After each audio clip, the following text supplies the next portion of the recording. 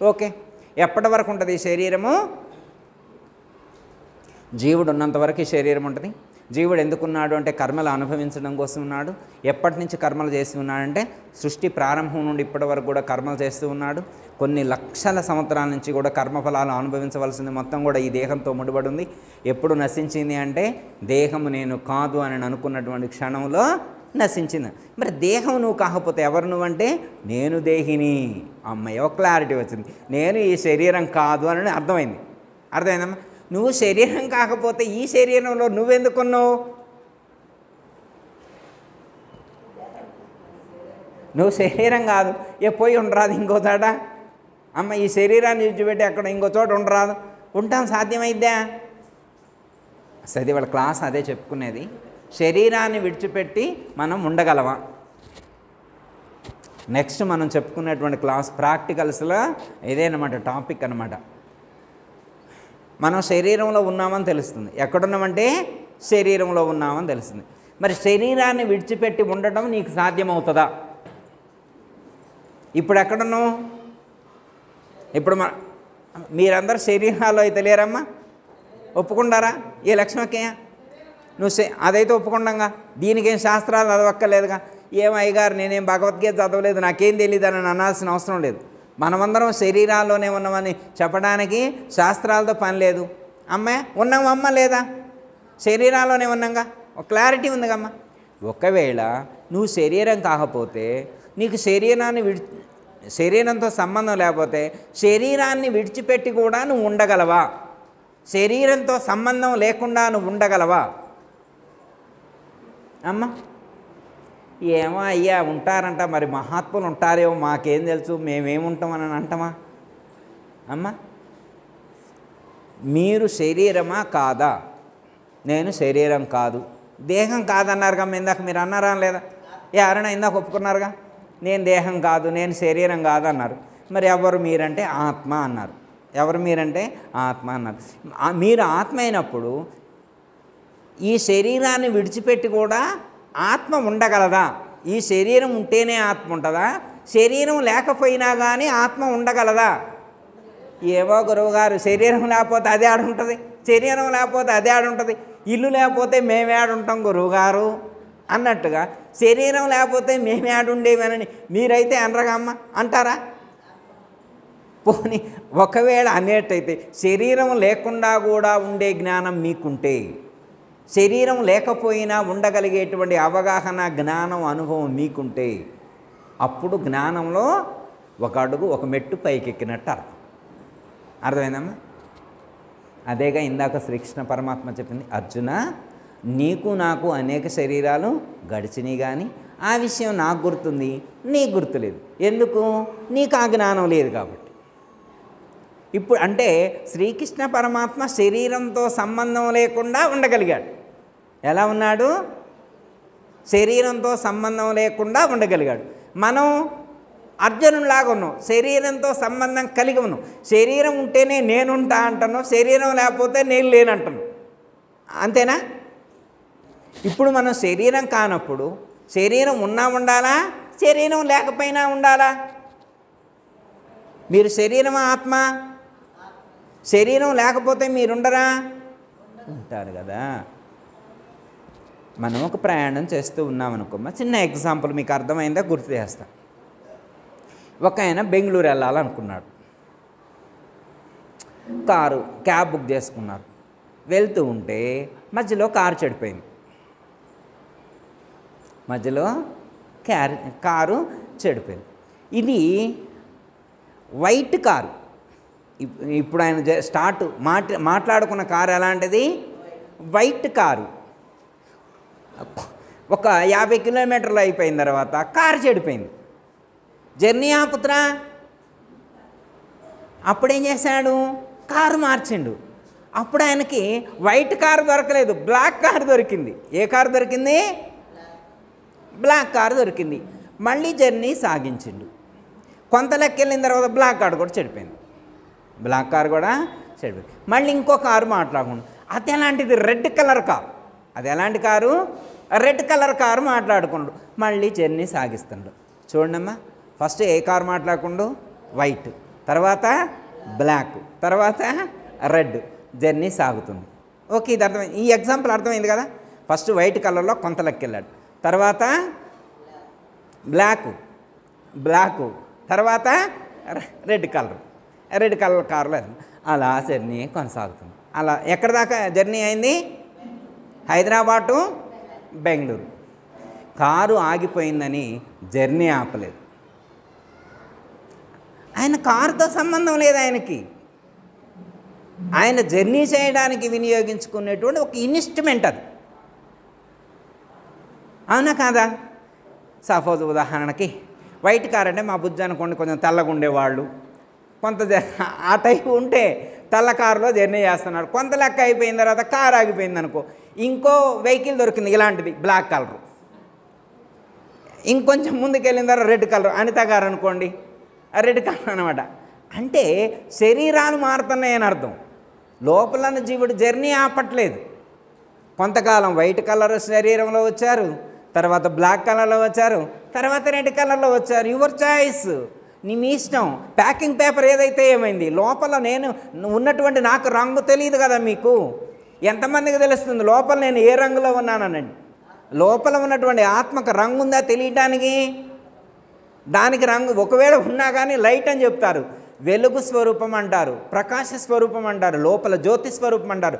లోపల ఉన్నటువంటి ఆత్మ జ్యోతిలా వెలుగుతుంది అన్నారు. దానికి కలర్స్ కూడా లేవన్నారు. ఒకవేళ కలర్ చెప్తే అది కానీ అసలు కలర్ కూడా లేదన్నారు. దానికి రూపము లేదు, నామము లేదన్నారు.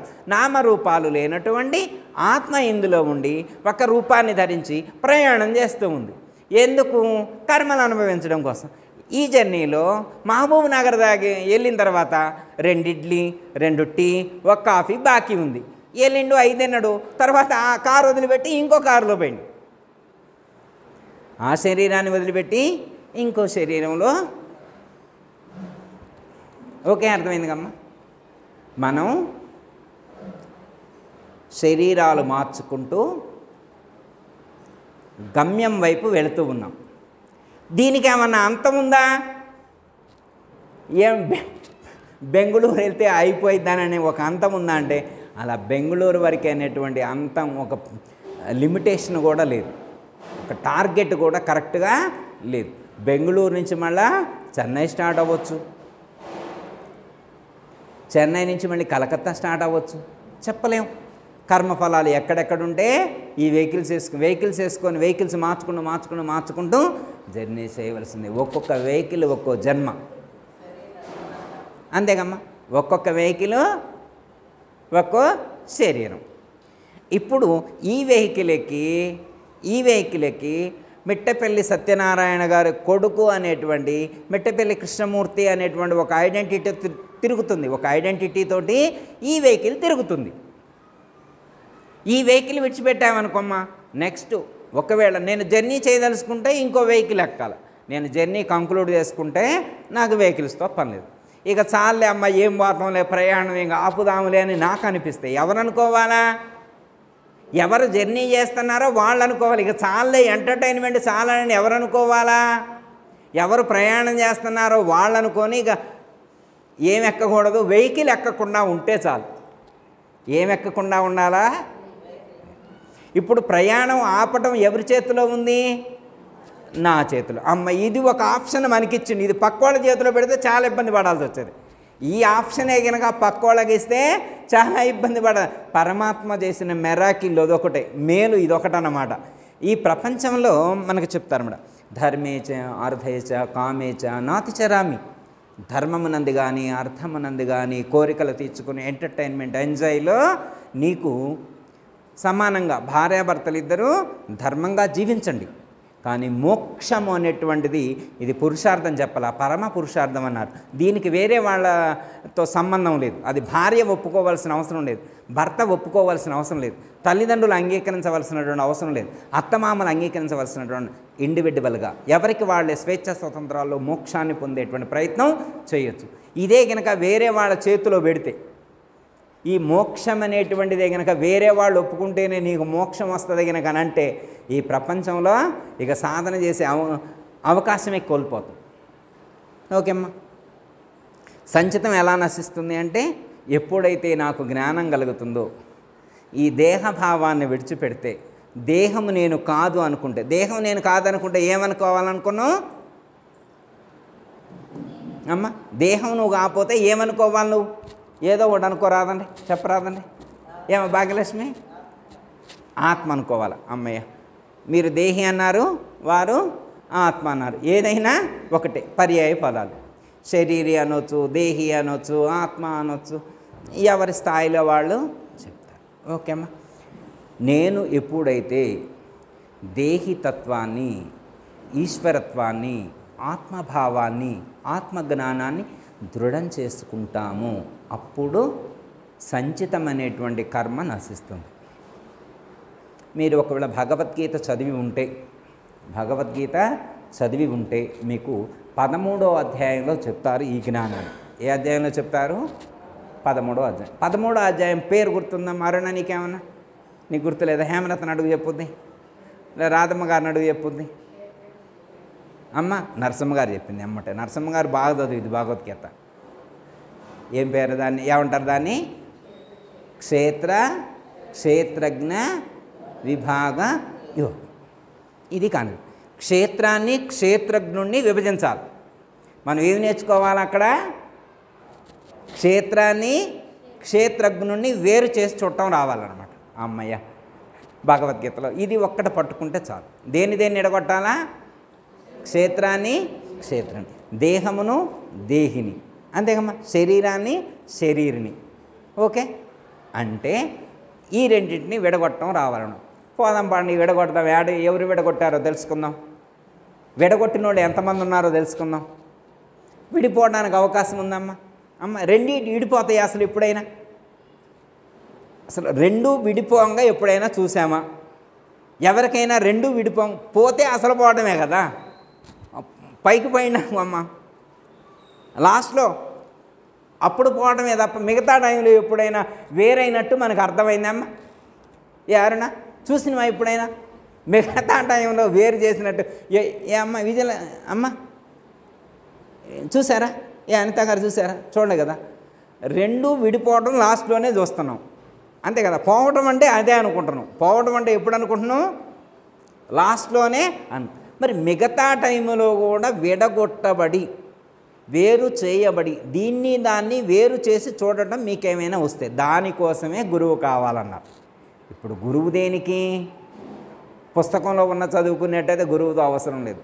ఇప్పుడు ఈ రెండింటిని విడగొట్టడం కోసం ఎలా విడగొడతామంటే జ్ఞానము ద్వారా విడగొట్టాలి. ఎలా విడగొట్టాలా? జ్ఞానము ద్వారా. భగవద్గీతలో క్షేత్రం యొక్క లక్షణాలు చెప్పారు, క్షేత్రజ్ఞుడి యొక్క లక్షణాలు చెప్పారు. క్షేత్రం యొక్క లక్షణాలను విడిచిపెడితే క్షేత్రజ్ఞుడే ఉంటాడు. అది ఎలా తెలుసుకోవాలి? ఎలా వేరు చేయాలంటే జ్ఞానము ద్వారా వేరు చేయాలి. ఎగ్జాంపుల్ ద్వారా చెప్తామా మీకు ఎలా అనేదానికి.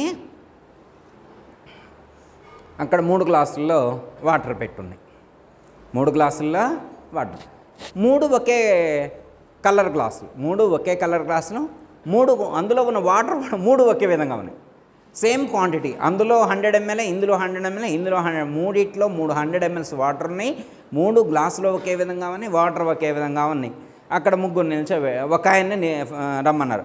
ఫస్ట్ ఒకటో గ్లాస్ ఇచ్చారు, తాగమన్నారు. నీకు ఏం ఫీల్ కలిగితే అక్కడ పేపర్ మీద రాయమన్నారు. పేపర్ మీద రాయమన్నారు. ఫస్ట్ గ్లాసులో వాటర్ ఒక 2 సిప్పులు చేశారు, ఎమ్మటే రాశాడు. మళ్ళీ రెండో గ్లాసులో వాటర్ తీసుకున్నాడు, మళ్ళీ ఒక సిప్స్ చేసి అక్కడ రాశాడు. 3వ గ్లాసులో వాటర్ తీసుకున్నాడు, ఆయన ఫీలింగ్ రాశారు. అదేంటి 3 గ్లాసులు ఒకే విధంగా ఉన్నాయి, 3 వాటర్లో ఒకే విధంగా ఉన్నప్పుడు మళ్ళీ అక్కడ రాయటం ఏంటి అంటే, మొదటి గ్లాసులో నీళ్ళు ఉప్పగా ఉన్నాయి, దాంట్లో సాల్ట్ మిక్స్ అయింది, బయటికి కనపట్టలేదు. రెండో గ్లాసులో వాటర్లో షుగర్ మిక్స్ అయింది, అందులో షుగర్ బయటికి కనిపించట్లేదు. అర్థమైందమ్మా? 3వ గ్లాసులో వాటర్లో ఏమీ మిక్స్ అవ్వలేదు, అందుకని నో మిక్సింగ్ అని రాశాడు. ఫస్ట్ దాంట్లో సాల్ట్ మిక్సింగు, సెకండ్ గ్లాసులో షుగర్ మిక్సింగు, థర్డ్ దాంట్లో నో మిక్సింగ్ అని రాశారు. ఇప్పుడు 3 ఒకే విధంగా ఉంటే మరి ఆయన ఎలా గుర్తించాడు? ఎలా గుర్తించాడు? చూడటానికి 3 గ్లాసులు ఒకే విధంగా ఉన్నాయి, వాటర్ ఒకే విధంగా ఉన్నాయి, జ్ఞానము ద్వారా గుర్తించాడు. కంటికి కనిపించకపోయినప్పటికీ కూడా జిహ్వ ద్వారా, నాలుక ద్వారా, తన యొక్క జ్ఞానము ద్వారా అవి 3 వేరు వేరు అని ఎలా గుర్తించారో అలాగే సాధన చేసినప్పుడు, అంటే ఈ యొక్క ఆత్మపరంగా సాధన చేసినప్పుడు దేహము దేహి వేరు అనేటువంటి విషయం సాధకుడికి బోధపడుతుంది. దీనికే ఫస్ట్ జ్ఞానము కావాలన్నారు, తర్వాత ధ్యానం చేయాలన్నారు. ఏం కావాలా? ఫస్ట్ జ్ఞానం ఉండాలా, తర్వాత ప్రాక్టికల్స్, థియరీ ఉండాలా, ప్రాక్టికల్స్ ఉండాలి. ఫస్ట్ ఏం కలగాల? జ్ఞానం కలగాల. ఏమని జ్ఞానం కలగాల? నేను శరీరం కాదు ఆత్మను అనే జ్ఞానం కలగాల. నీవు ఆత్మవైతే ఆత్మానుభూతి కలగాలి అంటే కదలకుండా కూర్చోవాలి. కదలకుండా కూర్చోన్నప్పుడు కదలకుండా కూర్చోవాల్సింది ఏంటది? అరేనా, ఏది కదలకుండా కూర్చుంటే నీవు ఆత్మ అనే జ్ఞానం నీకు దృఢమవుతుంది అంటే నీ మనస్సు ఇంద్రియాలు కదలకుండా కూర్చోవాలి. ఫస్ట్ శరీరాన్ని కదలకుండా కూర్చోబెట్టానన్నారు పతంజలి మహర్షి అష్టాంగ యోగ సాధనలో. యమము, నియమము, ఆసనము, ప్రాణాయామము, ఇంకేదో చెప్తారమ్మా, ప్రత్యాహారము, తర్వాత ధారణ, ధ్యానము, సమాధి. అమ్మయ్య, యమము, నియమము, ఆసనము, ప్రాణాయామము, ప్రత్యాహారము, ధారణ, ధ్యానం, సమాధి, 8. యమము, నియమము అంటే బాహ్యేంద్రియ నిగ్రహం, అంతరేంద్రియ నిగ్రహం. ఎందుకంటే నైతిక విలువలు పాటించాలి. మనం ఎక్కడ జీవిస్తున్నామో వాటికి సంబంధించినటువంటి నియమాలు కొన్ని, గృహస్థులం కాబట్టి గృహస్థ ధర్మాలు, సన్యాసి అయితే సన్యాసి ధర్మాలు వాళ్ళు పాటించాలి. వాళ్ళు జీవించే జీవన విధానాన్ని బట్టి అక్కడ చెప్పబడినటువంటి ధర్మాలు పాటించాలి. తర్వాత ఆసనం, 3వది ఏంటది? ఆసనం. ఆసనం అంటే ఏంటి? ఆసనం అంటే నిల్చోవడమే కమ్మా, కూర్చోవాలా? ఆసనం అంటే కూర్చోవాలా. ఎలా కూర్చోవాలి అమ్మ? గట్టిగా పద్మాసనంలో కూర్చోవాలి. అమ్మయ్య, హేమలత ఒక అంశం చెప్పింది. మరి వజ్రాసనంలో కూర్చోకూడదు అని చెప్పి రమణ అడిగింది అనుకో, మరి వజ్రాసనంలో కూడా కూర్చోవచ్చా? స్వస్తికాసనంలో కూర్చోవచ్చా? అర్ధపద్మాసనంలో కూర్చోవచ్చా? అంటే స్థిరం సుఖం ఆసనం. సో భగవద్గీతలో ఫాలో అయితే స్థిరం సుఖం ఆసనం, పరమాత్మ ఒకటే చెప్పారు. పతంజలి కూడా నువ్వు ఎక్కువసేపు కూర్చోవాలంటే నీకు ఏది సుఖంగా ఉండదు అలా కూర్చో. పొజిషన్ మెయిన్ ఇంపార్టెంట్, కూర్చోవడం రావాలి.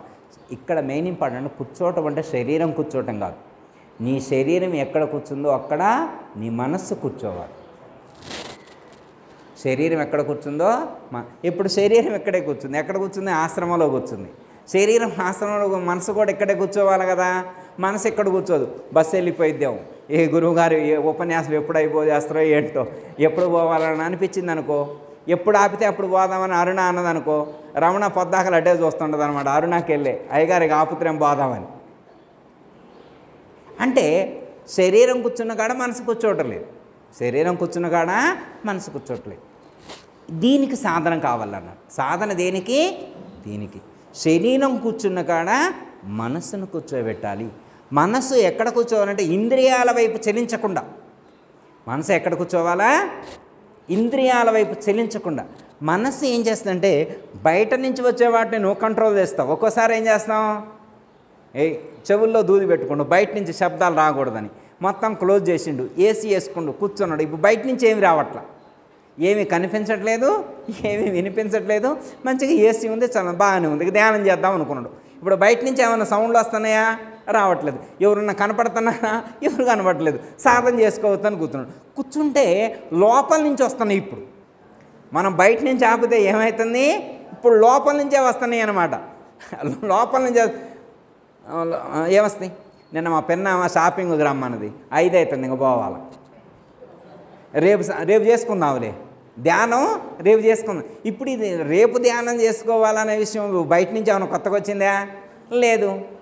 కూర్చొని ధ్యానం చేసుకుంటూ ఉంటే చిన్నప్పుడు 2వ తరగతి చదివేప్పుడు పంతులు గారు ఏదో మాట చెప్పినాడు, అది గుర్తొచ్చింది. ఇప్పుడు ధ్యానం చేసుకునేప్పుడు చిన్నప్పుడు ఎప్పుడో 2వ తరగతి చదువుకునేప్పుడు పంతులు గారు చెప్పిన విషయంతో నీకేం సంబంధం? నీకు సంబంధం లేదు కదా. అది ఇప్పుడు ఎందుకు గుర్తొచ్చింది? బయట ఏమీ లోపలికి రావట్లేదు కాబట్టి లోపల వాటినే బయటికి తెచ్చుకొని ఫీల్ అవుతుంది. అది అర్థమైంది. బిర్యానీ వాసన బయట నుంచి రావాల్సిన అవసరం లేదు. లోపలనే బిర్యానీకి సంబంధించినటువంటి సంస్కారాలు చాలా ఉన్నాయి. ఎందుకంటే కొన్ని వందల జన్మల నుంచి తిని తిని తిని తిని మనం అవన్నీ ఆడిపోతాయి, ఉరికినే పోతాయి, లోపల తిష్ట వేసుకొని కూర్చున్నాయి. లోపలనే యాక్టివేట్ అయింది. అప్పుడే మిర్చి బజ్జీ గుర్తుకొచ్చింది, అప్పుడే జిలేబీ గుర్తొచ్చింది. అమ్మా అందుకని ఇప్పుడు మన మనసు చెలించడానికి బయట నుంచే రావాల్సిన అవసరం లేదు. అంతర్గతంగా ఉన్నటువంటి సంస్కారాలు మేల్కొనవచ్చు, మనల్ని డిస్టర్బ్ చేయొచ్చు. అర్థమైందా? అందుకని అంతర్గతంగా ఉన్నటువంటి వాసనలు యాక్టివేట్ అయినా కానీ అంతర్గత సంస్కారాలు మేల్కొన్నప్పటికీ కూడా నీవు టెంప్ట్ అవ్వకూడదు. ఇది మనం నేర్చుకోవాల్సింది. ఆసనం అంటే ఏంటి? మనసుని కదలకుండా కూర్చోబెట్టాలి. ఎప్పుడు కదలకుండా కూర్చుంటుందంటే అణిచిపెడితే కాదు, మనసుని అణిచిపెట్టి ఉంచితే అది కూర్చోదు. దానికి ఏం కలిగించాలంటే జ్ఞానాన్ని కలిగించాలి, జ్ఞానం తెలియచేయాలి. మనసు ఎప్పుడైతే మనసుకు జ్ఞానోదయం అవుతుందో, మనసుకి ఆత్మజ్ఞానం దృఢమవుతుందో అప్పుడు అది స్థిరత్వాన్ని పొందుతుంది.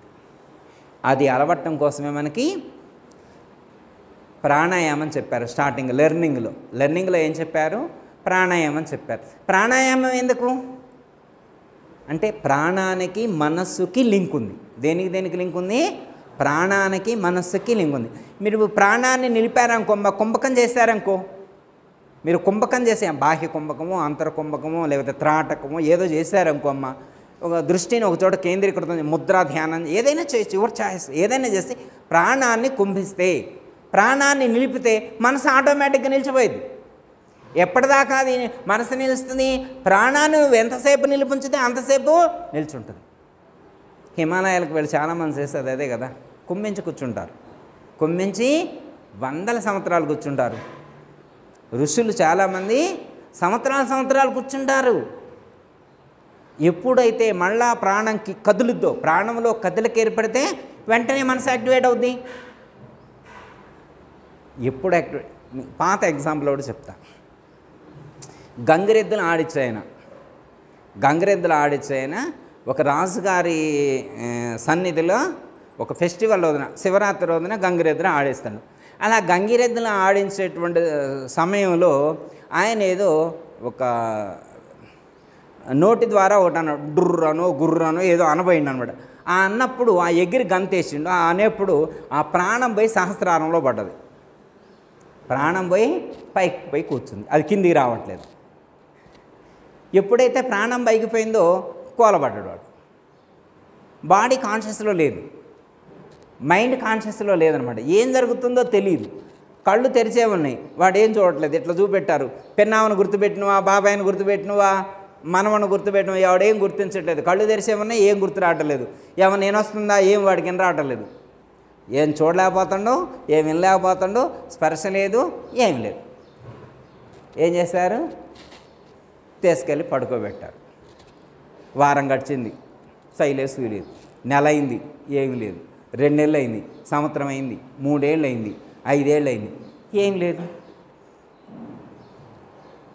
ఈ 5 ఏళ్లలో రాజుగారు చనిపోయిండు, వాళ్ళ పిల్లగాడు యువరాజు మళ్ళీ పట్టాభిషేకం కూడా అయిపోయింది.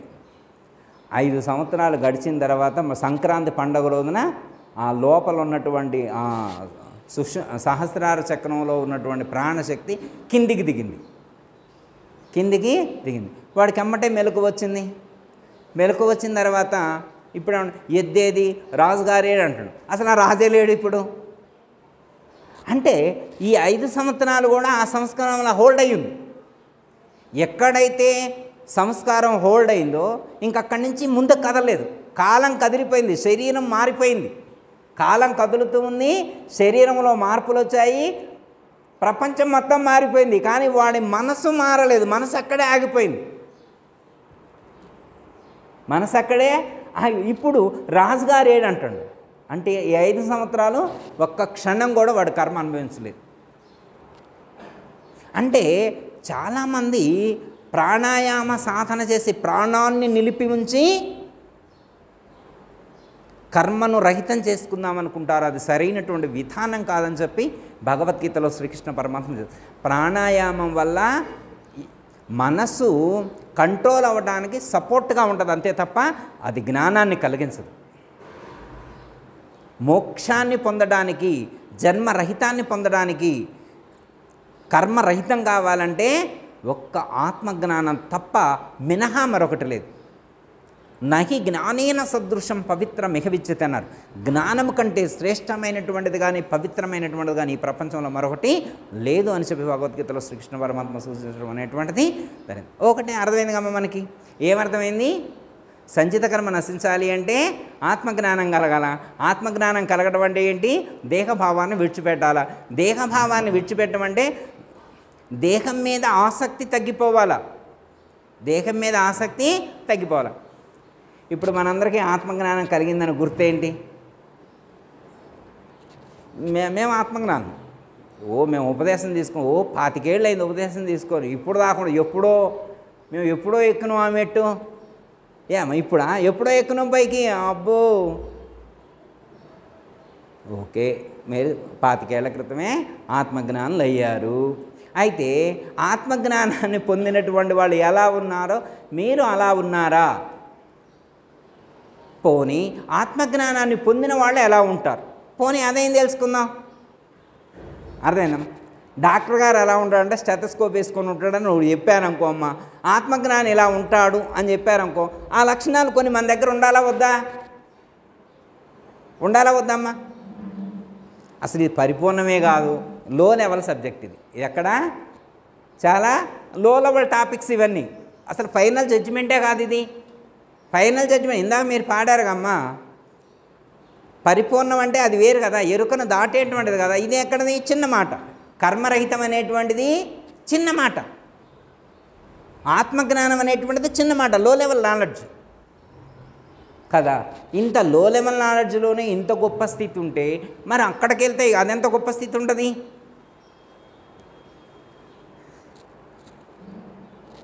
ఒక్కటే ఫండమెంటల్ అమ్మ, రాగద్వేషాలు విడిచిపెట్టాలి. ఒక సూత్రం దీంట్లో చెప్పిందంటే ఒక మాట చెబుతున్నా, మీకు చాలా తెలుసు అనుకో, ఒకటి గుర్తు చేస్తున్నా. ఏం గుర్తు చేస్తున్నా? ఒకటి, రాగద్వేషాలు విడిచిపెట్టాలి. 2, వాదభేదాలు ఉండకూడదు. ఏముండకూడదు? రాగద్వేషాలు ఉండకూడదు, వాదభేదాలు ఉండకూడదు. సుఖ దుఃఖములయందు సమస్థితిలో ఉండాలి. శీతోష్ణ సుఖ దుఃఖములయందు సమముగా వర్తించాలి. ఓకే, ఇది బాగానే ఉంది. ఇంకో భగవద్గీతలో ఇంకో మంచి మాట చెప్తారమ్మా, అది మీకు బాగానే గుర్తుంటుందని నేను అనుకుంటున్నా. మళ్ళీసారి గుర్తు చేస్తాను, మీకు గుర్తున్నదే మళ్ళీసారి గుర్తు చేస్తా. ఓకే, భగవద్గీతలో పరమాత్మ 6వ అధ్యాయంలో మాట చెప్తారమ్మా. ఆత్మజ్ఞానం తెలుసుకున్నటువంటి యోగి ఎలా ఉంటాడు అంటే, వాళ్ళు మట్టిని, రాయిని, బంగారాన్ని సమానంగా చూస్తారు. ఏం చూస్తారు రమణ? మట్టిని, రాయిని, బంగారాన్ని సమానంగా చూస్తారు. అంటే సపోజు రమణ వాళ్ళ ఇంటికి వెళ్ళామనుకో, వాళ్ళ ఇంట్లో రాళ్ళు ఉన్నాయి అనుకో, ఒక ఆయన పక్కింటి ఆయన వచ్చి 4 రాళ్ళు ఇమ్మంటే ఏమిటే ఇచ్చేస్తాయి. అమ్మ ఒక 1/2 కేజీ బంగారం ఇవ్వండి ఏమిటే ఇచ్చేస్తాయి. ఇవా రమణ? నువ్వు ఇవ్వకపోతే అరుణాయని ఇచ్చింది. ఒకడు నువ్వు ఇవ్వకపోతే 1/2 కేజీ కాకపోతే అయ్యగారు అంత అయితే లేదు 1/4 కేజీ అయితే ఇవ్వగాలని 1/4 కేజీ ఇస్తావు, ఉన్నంత ఇస్తాం. ఎక్కువ ఇస్తావా అమ్మ? ఏ భాగ్యలక్ష్మి, ఎక్కువై తీయలేం కదా. ఎక్కువ ఇవ్వాలంటే మరి ఉన్నోళ్ళని అడగాల. ఎక్కువ ఎవరికి ఉందో 1/2 కేజీ ఉన్నోళ్ళని అడగాలకమ్మా. 1/2 కేజీ ఇవ్వాలంటే ఇస్తారా ఇవ్వరా? మరి భగవద్గీతలో ఆత్మజ్ఞానం తెలుసుకున్న వాళ్ళు అలా ఉంటారని చెప్పారు. ఆ బొక్కుల్లో అంతే రాసుకుంటారు గురువుగారు, బొక్కుల్లో అంతే రాసుకుంటారు. వాళ్ళు అమ్ముకోవడానికి వాళ్ళు రాసుకుంటారు. ఇస్తామా ఏంది? మీరు ఇస్తారా? బాగానే ఉందిలే.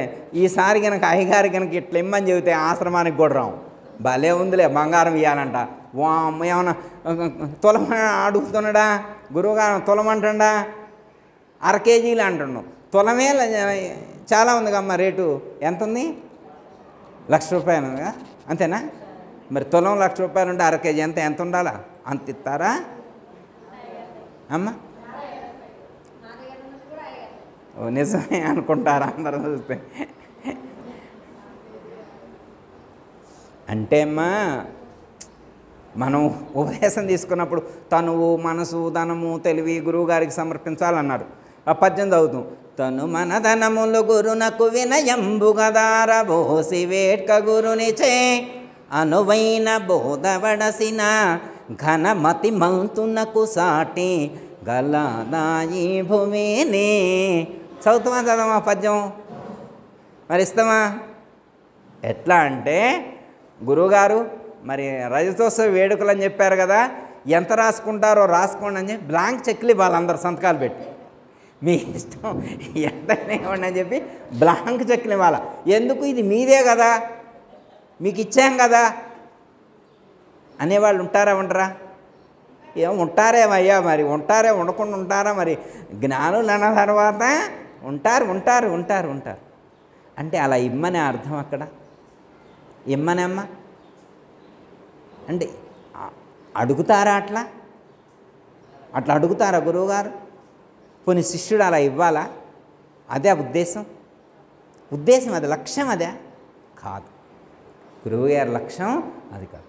అంటే ఈ ప్రపంచంలో మోక్షాన్ని పొందడానికి మట్టి రాయి ఎలా ఉపయోగపడవో బంగారం కూడా అలాగే ఉపయోగపడదు.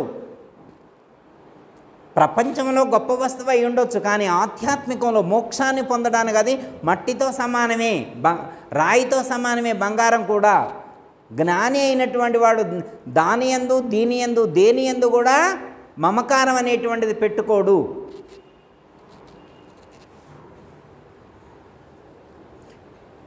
ఒక భక్తురాలు, వాళ్ళకి 7 వారాల నగలు ఉన్నాయి. ఎన్ని వారాలమ్మా? 7 వారాలంటే ఎన్ని రోజులు? 7 వారాలు. అది కూడా తెలియట్లేదు అయ్యగారు మీకు. 7 వారాలంటే 7 రోజులు, 7 వారాలంటే 7 రోజులు. ఫంక్షన్కి వెళ్ళాలంటే నగలు వేసుకోవాలి. ఫంక్షన్ వస్తే ప్రతి ఫంక్షన్కి అదే హారం వేసుకోకపోతే నీకేమి లేవు, ఒక్కటే ఉంది, స్వాతి హారం ఒకటే ఉంది, లక్ష్మీ హారం లేదని అడుగుతున్నారు. అందుకని చెప్పి మార్చుతారనమాట. ఆవిడ గారు ఏమన్నారంటే, గురువు గారు ఫంక్షన్కి వెళ్ళాలంటేనే ఇరిటేషన్ వస్తుంది, అసలే ఈ శరీరాన్ని ధరించడమే ఒక వేషం వేసుకోవటం, దీని మీద మళ్ళీ ఇంకో వేషం వేయటం, అసలే ఒక వేషం వేసుకొని చేస్తున్నాం జన్మకొచ్చి, మళ్ళీ దీనిపైన ఇంకో వేషం వేసుకోవడం, ఆ నగలయ్యా ఈ నగలయ్యా, ఆ చీరగట్ట ఈ చీరగట్ట, అది బాగుందని ఇది బాగుందని, మళ్ళీ పౌడర్లు లిప్స్టిక్లు. ఏంది గురువుగారు ఈ వేషం? అవసరమైంది? నాకు అవసరమా?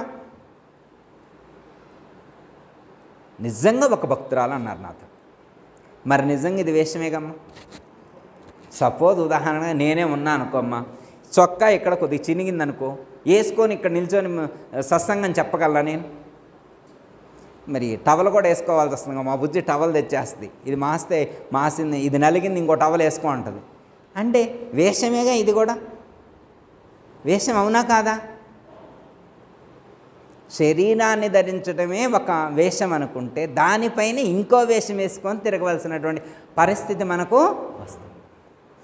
అంటే ఇవన్నీ కూడా లోకంలో జీవిస్తున్నాం కాబట్టి లోకం యొక్క ఐడెంటిటీ కోసం, లోకం కోసం మాత్రమే తప్ప ఇంకొకటి కాదు. అంటే జ్ఞాని అయినటువంటి వాడు ఎలా జీవిస్తాడు అంటే లౌకికమైనటువంటి విషయాల పట్ల ఎంతవరకైతే అవసరం ఉంటుందో అంతవరకే అటాచ్మెంట్ కలిగి ఉంటాడు. అది కూడా అనాసక్త భావంతో జీవిస్తాడు, కర్తృత్వం లేకుండా జీవిస్తాడు, ఎక్కడా కూడా అటాచ్మెంట్ పెట్టుకోడు.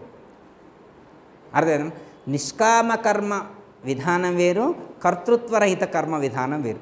నిష్కామ కర్మకు కర్తృత్వరహిత కర్మకు డిఫరెన్స్ ఉంటుంది. ఇది మనం గుర్తించాలి. ఆధ్యాత్మికంలో గుర్తించాల్సింది ఏంటంటే నిష్కామ కర్మ, కర్తృత్వరహిత కర్మ. నిష్కామ కర్మ అంటే ఏంటి? ఇది అర్థమైతే అది 2 పాయింట్లు క్లోజ్ అమ్మ. నిష్కామ కర్మ అంటే కోరిక లేకుండా పనులు చేయటం. కర్మలైతే చేయాలి కానీ కోరిక లేకుండా, అటాచ్మెంట్ అవ్వకుండా, నాన్ అటాచ్మెంట్ భావంతో కర్మలు చేయటం, ఇది ఒక విధానం. అంటే నిష్కామ కర్మ కోరికైతే లేదు కానీ కర్తృత్వం ఉన్నది, కోరికైతే లేదు కానీ అక్కడ కర్తృత్వం ఉన్నది. అందుకే మన సాంప్రదాయంలో ఏం చేశారంటే కోరికే కాదు కర్తృత్వము కూడా లేకుండా, నేను కర్తను అనేటువంటి భావన లేకుండా. మరి కర్త ఎవరు? ఇప్పుడు నేను సపోజ్ ఇప్పుడు అన్నం తిన్నా అనుకో అమ్మా, ఎవరు తిన్నారు అన్నం అని ప్రశ్న వేశారనుకోండి, ఏం గురువుగారు మీది కాదు అన్నం తినడం అని అన్నారనుకో, నేను తినలేదని అనగలనా? ఏమో అమ్మ లోపల ఎవరో ఉన్నారు ఆయన తినని అనాలా? ఎవరైనా ఏమంటావు? అన్నం ఎందుకు తిన్నావు, అన్నం ఎవరు తిన్నారు అంటే ఇప్పుడు ఎవరు తిన్నారు, మనం అందరం అన్నం తినొచ్చినవా లేదా? ఇప్పుడు అన్నం ఎవరు తిన్నారు? మీరందరూ కూడా తిన్నారు కాబట్టి నేను కూడా తిన్నా అంటాం. అదే సమాధానం. లోపల ఒకళ్ళు ఉన్నారు కదా, ఉన్నారా లేదా? అమ్మ వంకాయ కూర వద్దు, వంకాయ కూర వద్దు, వంకాయ కూర అని ఒకళ్ళు అన్నారా లోపల ఉండి? అమ్మ ఆలు వద్దు, నేను ఆలు తినను లోపల ఉండి ఒకడు అంటండా లేదా? అంటలేదమ్మా. అది బాగుంది, ఇది బాగలేదు, అది ఉడికింది, ఇది ఉడకలేదని అనేవాడు ఒకడు ఉండడా లేడా? క్యాలిక్యులేట్ చేసేవాడు ఒకడు ఉండడా లేడా లోపల? లేడమ్మా. ఎవరన్నా నువ్వేం మాట్లాడలేదు? ఉండడా లేదా ఒక ఆయన? ఇప్పుడు ఆయన అడిగితే తింటున్నామా, ఆయన అడగకపోయినా తింటున్నామా? ఆకలి ఉంది కాబట్టి ఆహారం అనేటువంటిది ఔషధంగా ఇవ్వాలని తింటున్నామా? లోపల ఉన్నోడు నాకు అది కావాలి, ఇది కావాలి అని ఒక కర్తృత్వం వహించి తింటున్నామా?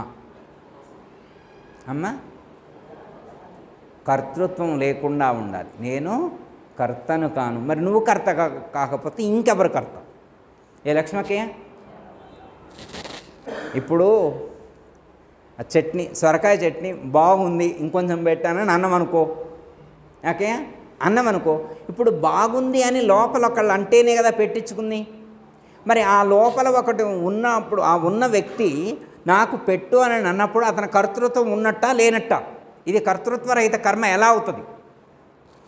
ఏ నరసింహ గారు అవుతుందా? మరి మరి కర్తృత్వరహిత కర్మ అంటే మరి అది ఎట్ట చేయాలి అంటే ఇట్లా అన్నం తినరు అనుకుంటా. వాళ్ళు కర్తృత్వరహితమైన వాళ్ళు అన్నం తినరని నేను అనుకుంటాను. అంతేనమ్మా? ఏ లక్ష్మకి అన్నం తినరా? వాళ్ళు తింటారా? వాళ్ళు కూడా తింటారా? వాళ్ళు కూడా తింటారంట. కర్తృత్వం ఉన్నోళ్ళు తింటారు, కర్తృత్వం లేనోళ్ళు కూడా తింటారు. అంటే లోపల అది కావాలి, ఇది కావాలి అని చెప్పేటువంటి తానెవరైతే ఉన్నారో తనను తాను ఆల్రెడీ అర్పించబడి ఉన్నాడు.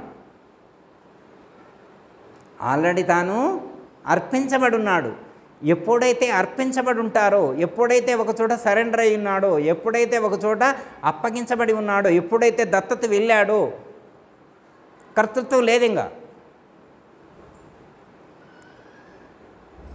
అంటే ఇంకా మనం మిగిలి ఉంటే నాది నీదే అని ఎప్పుడైనా పరమాత్మకు మనం సమర్పించబడి ఉంటే, ఆ గురుమూర్తికి సమర్పించబడి ఉంటే కర్తృత్వం అనేటువంటిది ఉండదు. అందుకే తనువు, మనసు, ధనము, తెలివి గురువు గారికి సమర్పించు. ఇప్పుడు ఇచ్చిన తర్వాత ఇవన్నీ ఎవరి? వారియే. ఇప్పుడు ఈ శరీరం ఎవరిది? శరీరం వారిదే, అవును కదా. మనసు ఎవరిది? వారిదే. ధనం ఎవరిది? తెలివి, ఆత్మ ఎవరిది? వారిదే కదా. ఇందులో ఉన్న ఆత్మ కూడా కర్తృత్వం వహించేటువంటిది కూడా వారికి ఇచ్చేసాం కదా. ఇవన్నీ వారికి ఇచ్చేసిన తర్వాత ఇంకేమేమి ఉన్నాయి మన దగ్గర? అమ్మ స్థూల శరీరము, సూక్ష్మ శరీరం, కారణ శరీరం, మహాకారణ శరీరం, నాలుగిటిని గురువు గారికి ఇచ్చిన తర్వాత ఇంకేదో ఉంటుంది మీ దగ్గర? ఏముండదా? మీరు లేరా ఏంది? మొత్తం ఇచ్చేసారా? మొత్తం మీరు లేరా? మీదంటూ ఏమీ లేదా? మీది లేదు, మీరు లేరు, మీదంటూ ఏదీ లేదు. మీరు లేరు, మీదంటూ ఏదీ లేదు. మొత్తం ఇవ్వబడి ఉన్నది. మొత్తం ఇచ్చిన తర్వాత ఇది యాడుంటే ఏమైంది? మొత్తాన్ని సమర్పించిన తర్వాత ఇది యాడున్నా కానీ మంది కాదుగా. అర్థం? ఇప్పుడు సపోజు లక్ష్మి గారి దగ్గర అప్పు తీసుకున్నారు. ఒకళ్ళు 1,00,000 రూపాయలు అప్పు తీసుకున్నారు. ప్రామిసరీ నోటు పట్టుకొని తిరుగుతున్నారు. తర్వాత ఆయన వచ్చి దండం పెట్టిండు. అయ్యా అమ్మ నేను చెల్లించుకోలేను, నా పరిస్థితి బాగలేదని చెప్పారు. చెప్తే వారు ఏం చేశారండి, జమ రాశారు. చెల్లని నోటు మీద చెల్లని రాశారు. ఇప్పుడు రాసిన తర్వాత నోటు మీద చెల్లని రాసిన తర్వాత ఇప్పుడు నోటు వారి దగ్గర ఉంటాయేంటి, ఆయన దగ్గర ఉంటాయి? ఎవరి దగ్గర ఉంటాయేంటి? నోటు చెల్లు రాసిన తర్వాత ఆ నోటు ఎవరి దగ్గరకు ఉన్నా కానీ ఏమి కాదు. చెల్లుబోయిన పత్రమాయను ఏదిరా ఈ జనన మరణమని చదువుతారు కమ్మా, అవునా కదా? అంటే ఎప్పుడైతే దాని మీద చెల్లు పెడతామో తన ఉనికి ఉండదు, తాను ఉండడు. అప్పు అనేటువంటిది మొత్తం లేకుండా పోతుంది. అర్థమైందమ్మా? ఎప్పుడైతే తనను తాను సమర్పించుకుంటాడో తాను లేకుండా పోతాడు. ఎప్పుడైతే తాను లేకుండా పోతాడో అప్పుడు సంచితం ఉండదు, ప్రారంధం ఉండదు, ఆగామి ఉండదు. ఎందుకంటే జ్ఞానం పొందడం ద్వారా సంచితం నశించింది. కర్తృత్వరహిత కర్మాచరణ ద్వారా, కర్తృత్వం లేకుండా కర్మ చేయడం ద్వారా అకౌంట్లో నిల్ బ్యాలెన్స్, ఎప్పుడు జీరో అకౌంట్, నిల్ బ్యాలెన్స్ అనమాట. అకౌంట్లో రూపాయి కూడా, అసలు 1,00,000 దానం చేసినా దమ్మం పట్ల. ఇంతకుముందు 10 రూపాయలు దానం చేసినా ఎమ్మటే మన అకౌంట్లో క్రెడిట్ అయ్యేది, జమ అయ్యేది. ఇప్పుడు 1,00,000 దానం చేసినా మన అకౌంట్లో దమ్మం పట్ల. ఎందుకు దమ్మం పట్ల? Surrender to God, surrender to Guruji, గురువు గారికి సమర్పించాం కాబట్టి కర్తృత్వం లేదుగా. సద్గురు అర్పణం, రామార్పణం, కృష్ణార్పణం, అలా అర్పణ భావంతో వారికి సరెండర్ అయినప్పుడు, కర్తృత్వరహితంగా కర్మలు చేసినప్పుడు అది కూడా భోగతైన చేత్, శరీరాన్ని ధరించావు కాబట్టి అనుభవిస్తే వెళ్ళిపోయింది. ప్రారంధం నశించింది, సంచితం నశించింది, ఆగామి. ఇలా ఎవరైతే కర్మత్రయాన్ని జ్ఞానము ద్వారా దగ్ధము చేసుకుంటారో వాళ్లకు పునర్జన్మ ఉండదు అని చెప్పి భగవద్గీతలో శ్రీకృష్ణ పరమాత్మ సూచించడం అనేటువంటిది జరిగింది.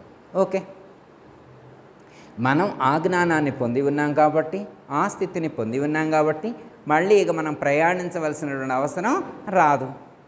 ప్రయాణించవలసినటువంటి అవసరం ఒక హోల్డ్ అయిపోయింది, ఒక చోట హోల్డ్ అయ్యింది. ఒకవేళ మళ్ళా మీకు ప్రయాణం చేయాలని అనిపిస్తే మళ్ళీ స్టార్ట్ అవుద్ది, దాన్ని రీస్టార్ట్ కాదా? మీరు హోల్డ్ చేస్తే ఆగింది, మళ్ళీ స్టార్ట్ చేస్తే స్టార్ట్. మరి ఎలా? దీనికి అంతం లేదా అంటే దానికోసమే పరిపూర్ణ బోధ, అలాంటి వాళ్ళ కోసం చెప్పబడిందే అచల పరిపూర్ణ సిద్ధాంతము. అర్థమైందమ్మా? ఆ లయం కావటం అనేటువంటిది అద్వైతంలో చెప్తారు. లేకపోతే జ్ఞాన ఘనీభవ స్థితి అంటారు కదా, జ్ఞాన స్థితిని పొందడం అనేటువంటిది మనకు అక్కడ చెప్తారు. ఇక్కడ పరిపూర్ణ సాధనలో, పరిపూర్ణ బోధలో దాన్ని కూడా దాటిస్తారనమాట. మళ్ళీ లక్ష్యం ఏంటంటే, మా పాయింట్లో కంక్లూషన్, మనం ఎక్కడి నుంచి స్టార్ట్ అయ్యి వచ్చినాం ఈ ప్రపంచంలోకి? బ్రహ్మము నుండి. ఎక్కడి నుంచి వచ్చాము? బ్రహ్మము నుండి. అవ్యక్తం, అవ్యక్తం నుండి మహత్తు, మహత్తు నుండి మహదాంకారం, మహదాంకారం నుండి పంచతన్మాత్రలో, పంచతన్మాత్రల నుండి పంచమహాభూతాలు, పంచమహాభూతాల నుండి చరాచర జగత్తు ఏర్పడింది. ఎక్కడి నుంచి వచ్చినావు? బ్రహ్మం దగ్గర నుంచి వచ్చినావు అమ్మ. మళ్ళా ఆరోహణ, అవరోహణ. ఎలా పైనుంచి కిందికి వచ్చినామో దారి కనుక్కున్నాం. కొంతమంది దారి కనుక్కోవడానికి చాలా సంవత్సరాలు పట్టింది. అర్థమైందమ్మా? మనం ఏం చేసినామంటే, దారి తెలిసిన గురువుగారి దగ్గరికి వెళ్ళి ఎమ్మటే ఆయన మ్యాప్ ఇచ్చిండు, ఈ లైన్ పో అన్నారు. వెంటనే మనం ఆ లైన్ క్యాబ్ ఎక్కిను. మన గురువుగారు క్యాబ్ బుక్ చేశారు, ఎక్కిను. పోయి మళ్ళీ ఆడికి పోయిను. ఆడికి పోయిను, ఎక్కడి నుంచి వచ్చినామో మళ్ళీ అక్కడికి పోయిను. ఇప్పుడు మరి ఎక్కడి నుంచి వచ్చినామో మళ్ళీ అక్కడికి పోతే సాధన కంప్లీట్ అయినట్ట, కంప్లీట్ కానట్ట? కాలేదమ్మా. ఎక్కడి నుంచి అయితే స్టార్ట్ అయ్యి వచ్చామో మళ్ళీ తిరిగి అక్కడికే చేరుకున్నాం. మళ్ళీ అక్కడి నుంచి మళ్ళీ రిటర్న్ వచ్చే అవకాశం ఉంది. ఎందుకు అంటే రాకడా పోకడా దానికి సహజ ధర్మములు అయి ఉన్నాయి. దాని యొక్క సహజ ధర్మం ఏంటంటే రాకడా పోకడా, పుట్టుట గిట్టుట, వచ్చుట పోవుట. అర్థమైందమ్మా? మళ్ళీ వస్తే పోకుండా ఉండే దారి ఏదైనా ఉంటే దాన్ని పట్టుకోవాలి. పాట చదువుతారుగా, మనకి మీకు వచ్చే ఉంటుంది, మీరు చదివే ఉంటారు. వచ్చిపోయే బాట కాదండి, వచ్చిపోయే బాట కాదండి, గురు కరుణ చేత చచ్చిపోతే మరల రమండి. గురు కరుణ చేత, గురు కరుణ చేత చచ్చిపోతే మరల రమండి. అచ్చమైన పూర్ణ బోధ తెచ్చినాడు దేశికుడు, అచ్చమైన పూర్ణ బోధ తెచ్చినాడు దేశికుడు. దిచ్చుతనము లేక విని, దిచ్చుతనము లేక విని చెనెరుకనిచ్చెదాం రండి గురుపుత్రులారా, సద్గురుని పూజకు రండి సద్భక్తులారా. ఏమని చెప్తున్నారు? ఈ బాట అట్లాంటిది, వచ్చిపోయే బాట కాదండి, వచ్చిపోయే బాట కాదండి. చావటానికి కూడా ఒక కమిట్మెంట్ చెప్పారు, చావటానికి కూడా ఒక కమిట్మెంట్ చెప్పారు. ఏమిటా? గురు కరుణ చేత చచ్చిపోతే మరల రమండి. చావటంలో కూడా ఎలా చావాలో, ఉత్తగ చావకుండా గురు కరుణతో చావాలి. అమ్మయ్య, ఒక క్లారిటీ వచ్చింది. చావటానికి కూడా ఒక క్లారిటీ వచ్చింది. ఎలా చావాలంట? గురు కరుణ చేత చచ్చిపోతే మరల రమండి. చాలామంది చావటం అంటే పోవడం అనుకుంటాడు. చాలామంది అంటే శరీరాన్ని విడిచిపోతే చచ్చింది అనుకుంటున్నాడు. అదే చావంటే అంటే స్థూల శరీరం చనిపోతే తాను చనిపోతాడా? చావాల్సింది ఏది? చావాల్సింది స్థూల శరీరమా అమ్మ? చెట్టు పైపైన కొట్టేస్తే ఇక పోయినట్టేనా? లోపల కూకుడు వేరు అంటారు కదా, ఎరుక కూకుడు వేరు తప్పి తీసితే చాలన్నారు. ఎరుక యొక్క కూకుడు వేరు పట్టుకొని దాన్ని వెలికి తీసి తగలబెట్టాలి. చెట్టు కొడితే చావదు అది. చెట్టు కొడితే మళ్ళీ మొలకెత్తింది. స్థూల శరీరం పోతే అసలు జన్మలకు కారణమైంది అది కదా, కారణ శరీరం కదా. జన్మలకు కారణం ఇదే అదే. దీన్నేముంది, ఈ జడ పదార్థం, దీనికి ఏమీ తెలియదు. కూర్చోంటే కూర్చుంది, నడువంటే నడిచింది, నిల్చుంటే నిల్చుంది, పడుకుంటే పడుకుంది. జన్మలకు కారణం ఈ స్థూల శరీరమా? కాదు. అజ్ఞానం చేత తెలియక ఇదే అనుకుంటాడు. చావాల్సింది ఇది కాదు. గురు కరుణ చేత చచ్చిపోతే మరలరామ అంటే చావాల్సింది స్థూల శరీరం కాదు. స్థూల శరీరం ఆవిర్భవించడానికి ఆధారమైనటువంటి మూలం ఏదైతే ఉన్నదో, అంకురం ఏదైతే ఉన్నదో, బీజం ఏదైతే ఉన్నదో, అట్టి బీజము సంకల్పమే బీజం.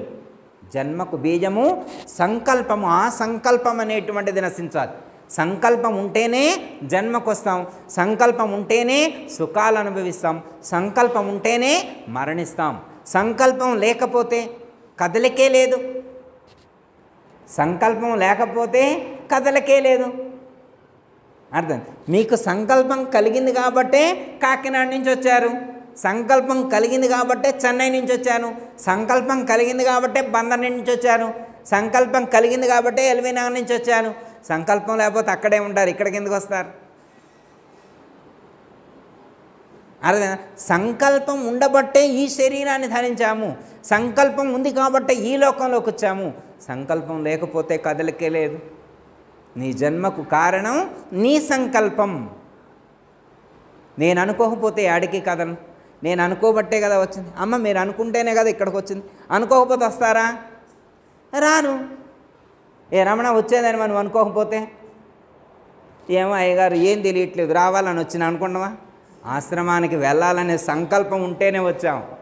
ఏ నరసింహ గారు అవునా కాదా? ఇప్పుడు అరటిపండు పెట్టారనుకో, ఉమాదేవి గారు మనం తింటామా, పక్కన వాళ్ళకి ఇస్తాం, షుగర్ ఉంది కదా అని. సంకల్పం అదే. సంకల్పం ఉంది కాబట్టి అరటిపండు తింటలేదు, సంకల్పం ఉంది కాబట్టి లడ్డూ తిన్నాం.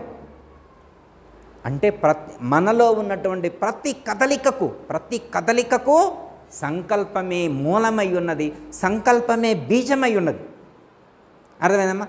నేను అని లోపల నేను అని పలికేటువంటి వాడు సంకల్పిస్తేనే ఈ శరీరాన్ని ధరించాడు. నేను సంకల్పిస్తేనే కర్మలు అనుభవిస్తున్నాను. నా కర్మల వెనక, నా యొక్క కదలిక వెనక, నా యొక్క చలనం వెనక సంకల్పమే మూలంగా ఉన్నది, సంకల్పమే బీజంగా ఉన్నది. సంకల్పం తీసేస్తే ఏం చేయాలా? సంకల్పాన్ని కాదు తీసేసేది, సంకల్పించేవాణ్ణి తీసేయాలి. దేన్ని తీసేయాలా? మంచం కింద ఎలుక చనిపోయి ఉంది. ఏం చనిపోయింది? ఎలుక. వాసన వచ్చేప్పుడున్నప్పుడల్లా వెళ్ళి రూమ్ స్ప్రే చేస్తాను. ఏముంటుంది అమ్మా, స్ప్రే చేస్తారుగా, పెర్ఫ్యూమ్ స్ప్రే చేస్తుండు. స్ప్రే చేయంలోనే కాస్త ఆగిద్ది, బాగానే ఉందండి, మళ్ళీ వాసన వచ్చింది, మళ్ళీ స్ప్రే చేస్తారు. వాసన రావడం దాని యొక్క సహజ లక్షణం. ఇప్పుడు వాసన పోవాలంటే స్ప్రే చేయటం కాదు, ఏం చేయాలా? దాన్నే తీసే. చాలామంది తెలియక స్ప్రే చేస్తున్నారు. చాలామంది తెలియక ఏం చేస్తున్నారు? స్ప్రే చేయడం కాదు ఇంపార్టెంట్, దాన్ని తీసేయాల. అర్థమైందమ్మా? వాసనకు కారణం ఏదైతే ఉన్నదో దాన్ని తీసేస్తే వాసన లేకుండా పోతుంది. సంకల్పాలకు మూలం ఏదైతే ఉన్నదో, సంకల్పానికి ఏది ఆధారమై ఉన్నదో, ఏది బీజమై ఉన్నదో ఆ సంకల్పించేటువంటి దాన్ని తీసివేయాలి. అదే ఎరుకరహిత స్థితి. దానికోసమే అచల పరిపూర్ణ సద్గురువు యొక్క అవసరం మనకి ఏర్పడింది. లేకపోతే ఈ గురువు ఎందుకు? యాడో కూర్చొని కళ్ళు మూసుకొని ప్రాణాయామం చేసుకొని సహస్రారానికి ఎక్కించుకుంటుంటే ఆనందంగా ఉంటుంది. ఇప్పుడు హిమాలయాల్లో వాళ్ళందరూ చేసేది అదే కదా.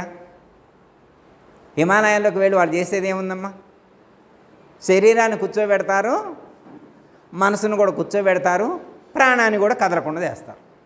మనసు కదలకుండా, ప్రాణం కదలకుండా, శరీరం కదలకుండా ఉంటే అది ఆనందం అనుకుంటున్నారు.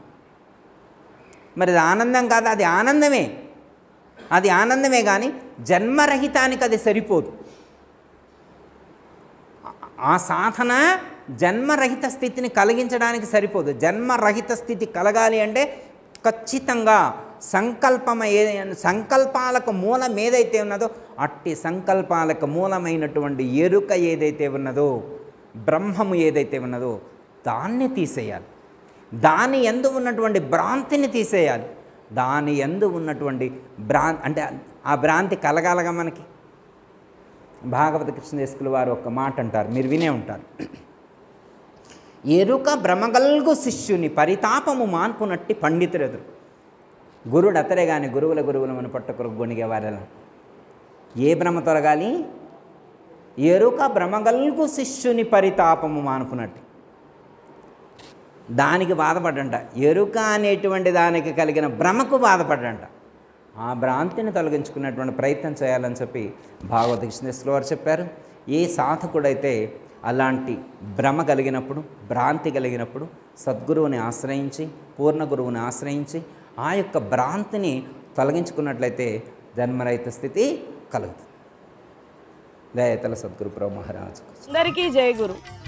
మరిన్ని ఆధ్యాత్మిక రహస్యాల కోసం అచల బోధ, ఆత్మబోధ, భగవద్గీత, అలాగే పండుగల్లో దాగిన అర్థాలు, అంతరార్థాల కోసం మరియు యోగము, ధ్యానము మొదలైన అనేక ఆధ్యాత్మిక తెలుగు ప్రవచనాల కోసం క్రింద ఉన్నటువంటి రెడ్ కలర్ సబ్స్క్రైబ్ బటన్ను క్లిక్ చేయండి. అలాగే ప్రక్కనే ఉన్నటువంటి గంట సింబల్ను నొక్కండి. అలాగే ఈ వీడియో మీకు నచ్చినట్లయితే లైక్ చేయండి మరియు షేర్ చేయండి. జై గురు.